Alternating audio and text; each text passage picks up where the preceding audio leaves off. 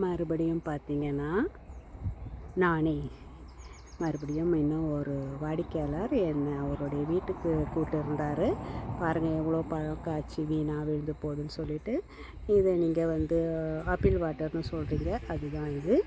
இது 2 கலரில் இருக்குது. இது வந்து ஒரு ரோஸ் கலர், இன்னொன்று வந்து வெள்ளை கலரு. இப்படி மரம் ஃபுல்லாக காய்ச்சிருக்குது பாருங்கள். கொத்து கொத்து கொத்தாக வெயிட் தாங்காமல் கிளையெல்லாம் இப்படி சாஞ்சிட்ருக்கு பாருங்கள். அப்படியே நான் கீழே காட்டுறேன். கீழே சிகப்பு கம்பளம் விரிச்சா மாதிரி எவ்வளவு பழம் கொட்டி கிடக்குது பாருங்கள். அன்றைக்கி நான் போட்ட வீடியோ அது வேறு ஒரு வீடு, இது இன்னும் ஒருத்தவருடைய வீடு. அவர் இன்றைக்கி என்னை வீட்டுக்கு கூப்பிட்டு இருந்தார். அப்போ அப்படியே வீட்டுக்கு போயிட்டு பழம் பறிச்சுக்கிட்டு சரி அப்படியே ஒரு வீடியோ போட்டுக்கிறேன்னா ஓகே சொல்லிட்டாரு. அப்படியே உங்களுக்கு வீடியோ போடுறேன். அவருடைய வீடு ஒரு பெரிய வீடு. இங்கே பார்த்திங்கன்னா இது ஒரு மரம். இந்த காய் வந்து பச்சையாக பறித்து சாப்பிட்றாங்க, நல்லா தான் இருக்குது. இதுக்கு இங்கே வந்து அவக்கான்னு பேர். காய் கிடைக்குதான்னு பார்க்குறவங்களுக்கு கிட்ட பாருங்கள். இது நல்லா, இது பிஞ்சு இன்னும் பெருசாகணும். நல்லா பெருசாச்சுனாக்கா சாப்பிட்டா எப்படி இருக்கும் அப்படின்னு கேட்டிங்கன்னா வெள்ளரிக்காய் சுவா மாதிரி இருக்கும், நல்லாயிருக்கும். நம்ம வெட்டி அப்படி சாப்பிட வேண்டியது தான். இது ஒரு பெரிய மரம். அதுவும் வந்து என்ன சொல்கிறது, வெயிட்டு தாங்காமல் கீழே படுத்துட்ருக்கு. பார்த்திங்கன்னா எவ்வளோ பெரிய மரம் பாருங்கள், அப்படி கீழே படுத்துட்ருக்கு. இதுக்கப்புறம் பார்த்திங்கன்னா அவர் ஒரு பெரிய மாமரம் வச்சுருக்கிறாரு. அந்த மாமரத்தையும் நம்ம அப்படியே கிட்ட காட்டுவோம். பாருங்கள் இவ்வளோ மாங்காய் காய்ச்சிருக்குது பாருங்கள். இவ்வளோ மாங்காவும் கீழே விழுந்து பழுத்த பின்னாடி கீழே விழுந்து வேஸ்ட்டாக தான் போகும். அதுக்கு உதாரணம் இப்போவே நான் கீழே காட்டுறேன் பாருங்கள். இவ்வளோ மாம்பழம் கீழே வந்து கிடக்குது பாருங்கள். அவங்க வந்து எடுத்துகிட்டு போய் பன்னிக்கு போடுவாங்க. இங்கே எப்படின்னு கேட்டிங்கன்னா, நம்ம ஊரில் வீட்டுக்கு வீட்டுக்கு ஒரு நாய் வளர்க்குற மாதிரி இங்கே வீட்டுக்கு வீட்டுக்கு ஒரு பன்னி வளர்ப்பாங்க. அதுக்கப்புறம் இந்த பன்னி சாப்பிட்றதெல்லாம் இந்த இயற்கையான பொருட்கள், மாம்பழம், தோல், இந்த மாதிரி இந்த பழம், இந்த மாதிரி இந்த பழங்களெல்லாம் சாப்பிட்டு வளர்கிறதுனால அதுங்களோட கறி ரொம்ப நல்லாயிருக்கும். கறி வந்து பன்னிக்கறியே அது சாப்பிட்லாமா அப்படின்லாம் இல்லை, ரொம்ப நல்லாயிருக்கும். பன்னிக்கறி சுவையாக இருக்கும். எந்த ஒரு கெட்ட பொருளும் அதுங்க சாப்பிடலை. கவிச்சி இந்த கெட்டனா செத்த மிருகங்கள் அந்த மாதிரி கிடையாதுன்னு சொல்ல வரேன். இந்த இயற்கையான பொருட்களை சாப்பிட்டு வளர்ந்த பன்னிகளை நம்ம சாப்பிட்டாக்கா நல்லாயிருக்கும், கறி நல்லாயிருக்கும். நான் இந்தியாவில் இருக்கும்போது பன்னிக்கறிலாம் சாப்பிட மாட்டேன். ஆனால் இங்கே வந்து கறி அவங்க எப்படி அதை வளர்க்குறாங்கன்றதை பார்க்கும்போது சுத்தமான முறையில் வளர்க்கப்படுற பன்னின்னும் பொழுது நானும் அந்த கறிகளை சாப்பிடுவேன். ஓகேங்களா?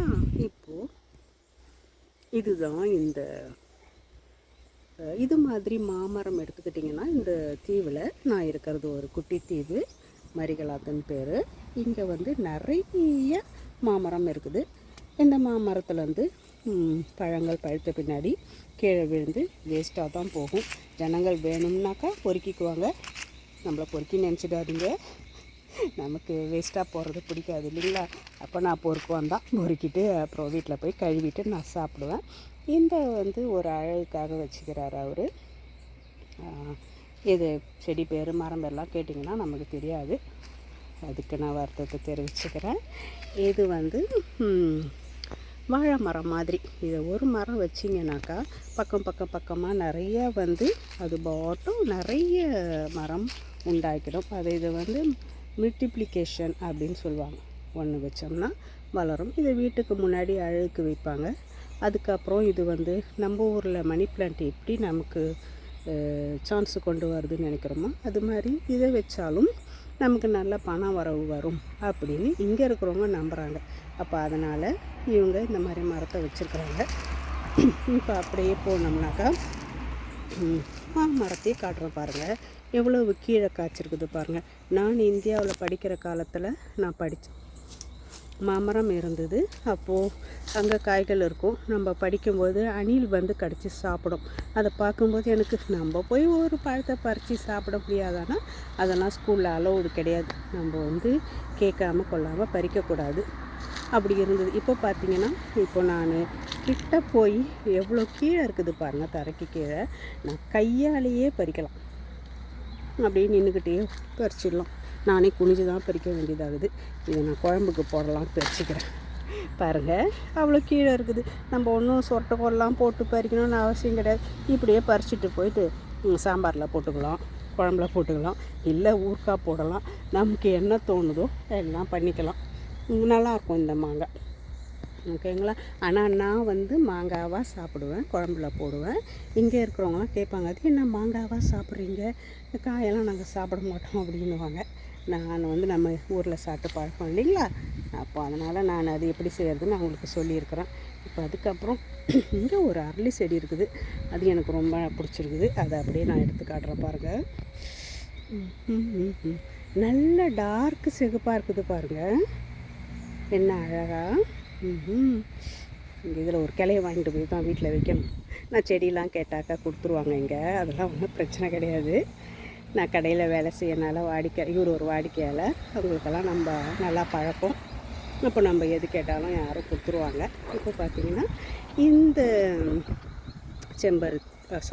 இந்த அரளி செடி எவ்வளோ அழகாக இருக்குது பாருங்கள். டார்க்கு கலர் ரத்த சிகப்பு மாதிரி இருக்குது, நல்லா இருக்குது. இந்த அரளி செடியை அவர் வச்சுருக்கிறாரு. அதுக்கப்புறம் வீட்டை பார்த்திங்கன்னா அது ஒரு பால்மிய மாதிரி இருக்குது.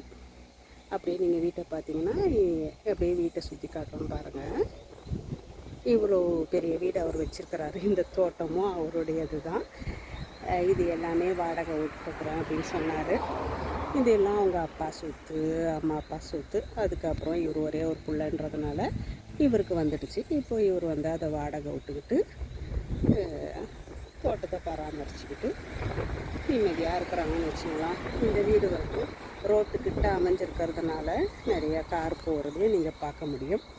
இந்த வேலி ஓரத்தில் பார்த்திங்கன்னா எப்படி வந்து அரளி செடி வச்சுருக்குறாங்க பாருங்கள். அரளி செடியை வந்து ஒரு வேலி மாதிரி வச்சுருக்குறாங்க. அது என்ன அரளின்னு தெரியல, இன்னும் பூவை காணோம், அதனால் எனக்கு தெரியல. ஆனால் நிறையா முளைஞ்சிருக்குது. அப்புறம் இது பார்த்திங்கன்னா இது ஒரு நெல்லிக்காய் மரம். இப்போது சீசன் இல்லாதனால நெல்லிக்காய் இல்லை, அரி நெல்லிக்காய்ன்னு சொல்லுவாங்க இல்லைங்களா, அந்த சின்ன நெல்லிக்காய். இது எல்லாமே 30 வருஷம் ஆகுதுன்னாரு. இவர் தான் இதெல்லாம் நட்டாராம். பாருங்கள், நெல்லிக்காய் மரம் நல்லா அழகாக தலைன்னு பசுமையாக வளர்ந்துருக்குது. இதில் காய்க்கும் பொழுது தான் நான் அதை கொண்டு வந்து காட்டணும். இது வந்து நல்லா இருக்குது பாருங்கள் நெல்லிக்காய் மரம். இந்த 30 வருஷமாக இந்த மரத்தெல்லாம் வச்சுட்டு பராமரிச்சிட்ருக்கேன்னு சொன்னார். இந்த மரத்து மேலே பார்த்திங்கன்னா ஒரு கொடி ஒன்று ஏறி இருக்குது. அது ஓகே. இந்த பழம் ரொம்ப சுவையாக நல்லாயிருக்கும் வச்சிங்களா, நான் சாப்பிட்ருக்குறேன். அது இந்தியாவில் இருக்குதான்னு தெரியல. அதுக்கப்புறம் அப்படியே வருவோம். இப்போ பார்த்திங்கன்னா இது ஒரு முருங்கை மரம். இதுவும் இவர் வீட்டில் இவர் வாடகைக்கு விட்டவங்க மடகாஸ்கர்லேருந்து வந்தவங்க குடியிருந்தாங்களாம். அப்போ அவங்க வந்து முருங்கை மரத்தோடைய அருமை பெருமையெல்லாம் தெரிஞ்சுட்டு அவங்க சாப்பிட்றதுக்காக இந்த முருங்கை மரத்தை நட்டாங்களாம்.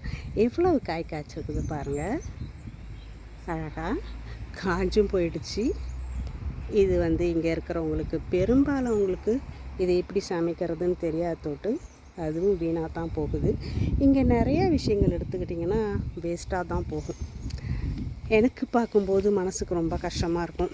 என்னடா இது இப்படி காய்கறியும் பழங்களையும் வீணாக்குறாங்களேன்னுட்டு. ஆனால் நான் ஒருத்தி எவ்வளோ தான் பறித்து சாப்பிட முடியும். உங்களுக்கு எல்லாம் அப்படி ஒரு ஆசை இருந்ததுனாக்கா நம்மக்கிட்ட பணம் வரும்பொழுது நீங்கள் கொஞ்சம் செலவு பண்ணிக்கிட்டு இந்த மாதிரி இயற்கை காட்சிகள், இயற்கை வளங்கள் நிறைந்த இடங்களை வந்து பார்க்கணும். பார்த்திங்கன்னா அப்படியே இங்கேயே தங்கிடுவீங்க. அவ்வளோ அழகாக ரம்மியமாக இருக்குது பாருங்கள். இன்னும் ஒரு நெல்லிக்காய் மரம் அங்கே இருக்குது. அதுக்கப்புறம் பக்கத்தில் ஒரு வீடு, இதுவும் இவர் தான் கட்டின்னு இருக்கிறாரு. கட்டி வாடகை விட போகிறேன்னாரு. இங்கே தண்ணி தொட்டி பார்த்திங்கன்னா இப்படி தான் இருக்கும். இதில் மழை தண்ணியை சேமித்து அதுக்கப்புறம் மோட்ரு போட்டு தண்ணியை எடுத்து வீட்டு செலவுகளுக்கு யூஸ் பண்ணுவாங்க. இது வீட்டோட பின்பக்கம் எப்படி இருக்குது பாருங்கள். அவருடைய பர்மிஷன் வாங்கிட்டு தான் நான் வீடியோ எடுக்கிறேன். ஓகேங்களா? இன்னும் ஒரு கடைக்கு நான் ரொட்டி கடையில் வேலை செய்கிறேன், ஏற்கனவே சொல்லியிருக்கிறேன். அப்போது கடைக்கு வர வாடிக்கையாளர் அவர் தான் எனக்கு போன வாட்டி அந்த மாம்பழமும் இந்த ஓமலங்கான்னு ஃப்ரெஞ்சில் சொல்கிறாங்க, இங்கிலீஷில் வந்து water appeal, okay water appeal சொல்கிறாங்களா, இதை கொண்டு வந்து கொடுத்தாரு. அப்போ தான் சரி நான் வீட்டுக்கு வரலாமான்னு சரி என்னை இன்வைட் பண்ணியிருந்தாங்க. அப்போது வீட்டுக்கு வந்து இந்த வீடியோ எடுக்கிறேன். நான் பறித்த பை பாருங்கள், வீடியோ எடுக்கிறதுக்காக கீழே வச்சுட்டேன். இவ்வளோ தான் நான் பறித்தேன், எனக்கு இது போதுமானது. ஓகேவா, சரிங்க.